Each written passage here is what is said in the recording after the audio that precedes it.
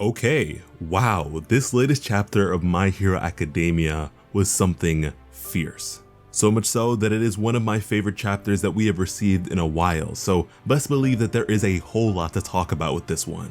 With the last one, however, we saw the union and reunion of Endeavor and Ray, along with the charred state of Dabi and his bloody tears, which transitioned us into the history of their family. Here we saw the strong desire of a young Toya to be trained by his father, but be continuously refused. But even still, there was no stopping the fire that burned from within, and so Toya continued to train on his own. In a similar sense, Endeavor's burning envy of All Might too could not be suppressed, and so despite the pain it would inflict on their young son, he intended to have more children until his dream was achieved. A desire that would be fulfilled by the birth of Shoto. But Toya, by his lonesome in the bitter cold, would continue to train his Quirk as to not only surpass All Might, but his baby brother Shoto. No longer solely in pursuit of heroism, but the attention of his father. But despite his progress, his father could not see beyond his shortcomings and urged him to relinquish his dream and look elsewhere. Elsewhere to things his father himself wasn't fascinated by in the slightest. And the emotional turmoil that Toya was going through was just unbearable until he would move to take out his frustration on Shoto, who he saw to be his father's perfect spawn and center of attention. With this latest chapter, we began with the knowledge that this incident was the reason Shoto's siblings were kept from him entirely, a rather harsh punishment that ultimately served to do more harm than good. Now Endeavor, due to his work, would not be able to keep an eye on Toya or take care of him, and so he would hire a housekeeper, but urged his wife to watch him nevertheless. Ray would then say that all Toya wants is to be acknowledged. He longs for the acceptance and attention of his father. It's as simple as that. But Endeavor would respond by saying that all he had to offer him was the world of a hero. As Ray, with a mean clapback, would have to question this. Hero? You? Yeah, pretty heroic running away from your problems. And I don't know, man, the way Endeavor is drawn here, this man looks like a damn fiend. I'm here thinking he's about to give Ray a two-piece for talking back. And you know what? Endeavor never really wanted to be a father. What he wanted was a successor who happened to share his blood. I mean, this is like if a basketball player stopped interacting with their kid because they're short. And side note, I am impressed that Shoto manifested his quirk at such a young age. I mean, he's an infant here. But anyways, 5 years would pass with all this still being the case, as we would finally receive the canon age of Dabi, as he is only a year older than Fuyumi, 5 years older than Natsuo, and 8 years older than Shoto. Toya's siblings would ask him to play with them, and they would, providing us additional context to a scene we saw oh so long ago. Shoto would overlook them all having fun, but would be taken away by his father, who refused to have the kid even look at them, saying that he lives in a different world entirely. And how that could ever be a healthy outlook to provide a child is beyond me. Shoto then begged his father to be allowed to play with them just once, but Endeavor would refuse, telling the boy that he needed more endurance training. A fascinating subject considering the downfall of Toya. And despite this innocent playtime, Toya remained resentful. At night, Toya would speak to his younger brother Natsuo, explaining that he definitely was in the wrong 5 years ago when he lashed out at Shoto, now recognizing in hindsight that Shoto really didn't do anything wrong. But even still, their father's actions were reprehensible, as he refuses to even look at them as if they're all failures and has delicately abandoned them.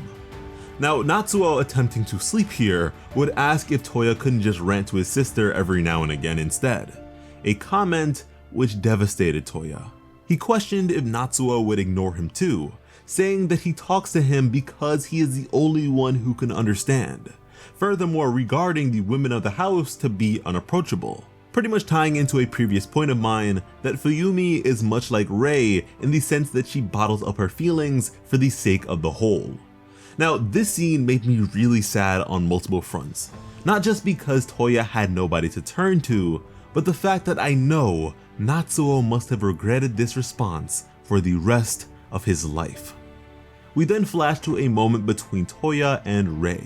She knew that he was planning on going to the hill for training again and questioned why he doesn't go play with his friends instead, as he'd retort by saying that he doesn't need any friends, that they're in different worlds, effectively reciting the rhetoric of his father, Endeavor.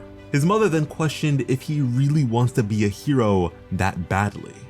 She'd expressed that to her, it looked as if he was in pain due to an obsession with his father, a sentiment that clearly triggered him.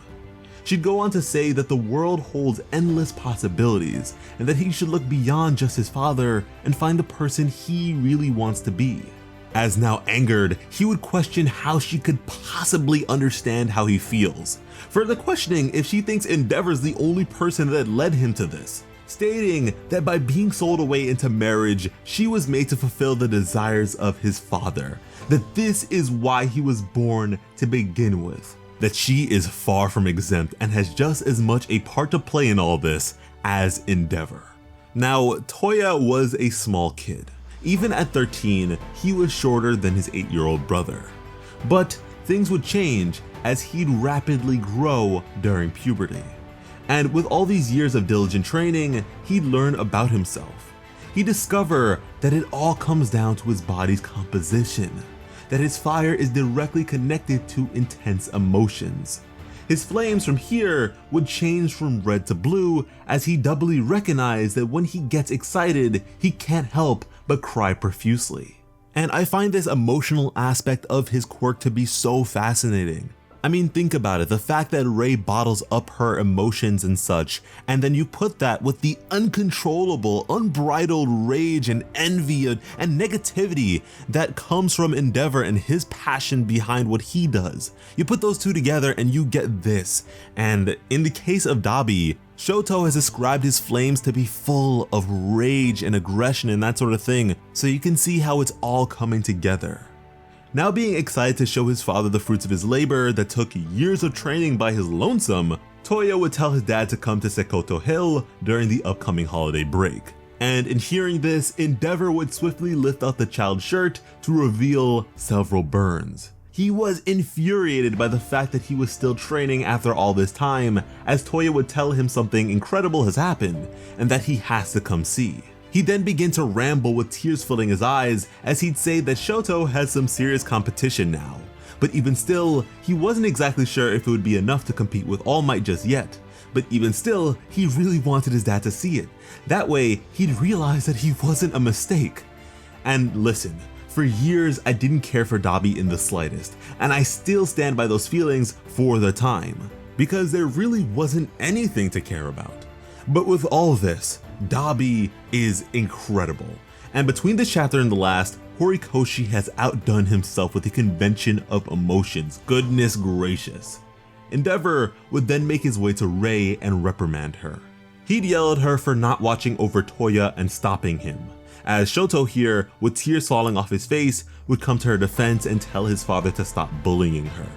And listen, I don't believe Horikoshi is trying to highlight any domestic violence undertones here, but with Rei on the ground, I feel like we're left to fill in some blanks. Their other children, Fuyumi and Natsuo, would huddle together and close their ears to it all while helplessly crying. Rei, now recounting her own decisions, would recognize that despite her limited options, she ultimately was the one to agree to marry Endeavor for his wretched desires. She was strong enough to smile through it, but she involved children who were not, now admitting that she cannot stop him. And after all this, Endeavor didn't show up. In the present, Endeavor would say that by doing so, he would have only fanned the boy's flames, then correcting himself to admit that he didn't know how to approach the kid, as the tears of Toya would burn hot into flames of blue, as Rei in the present, too, would admit the same.